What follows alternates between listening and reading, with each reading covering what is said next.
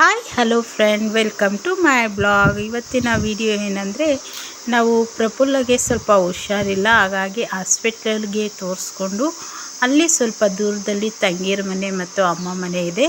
ಹಾಗೆ ಅವ್ರನ್ನ ಹೋಗಿ ನೋಡಿಕೊಂಡು ಬರೋ ಒಂದು ಪ್ರೋಗ್ರಾಮ್ ಆಗಿದೆ.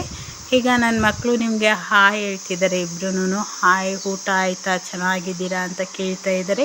ನೀವು ಸಹ ಕಮೆಂಟ್ ಬಾಕ್ಸಲ್ಲಿ ನಮಗೆ ಪ್ರತ್ಯುತ್ತರ ಕಳಿಸಿ. ಈಗ ನಾವು ನೋಡಿ ಬೈಕಲ್ಲಿ ಹೋಗ್ತಾ ಇದ್ದೀರಿ, ನೀವು ನೋಡ್ತಾ ಇರ್ಬೋದು.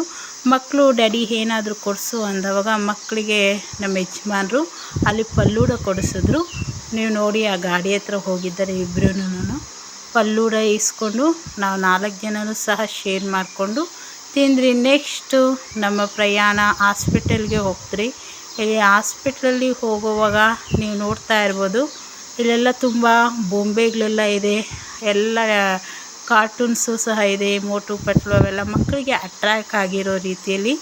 ಹಾಸ್ಪಿಟಲ್ ಅಂದರೆ ಅವ್ರಿಗೆ ಸ್ವಲ್ಪ ಭಯ ಇರುತ್ತೆ, ಇಂಜೆಕ್ಷನ್ ಎಲ್ಲ ಚುಚ್ಚುತ್ತಾರೆ ಅಂತ. ಆದರೆ ಇದು ಅಟ್ರ್ಯಾಕ್ಟಿವ್ ಆಗಿರೋವಾಗ ಮಕ್ಕಳಿಗೆ ಸ್ವಲ್ಪ ಭಯ ಇರೋದಿಲ್ಲ.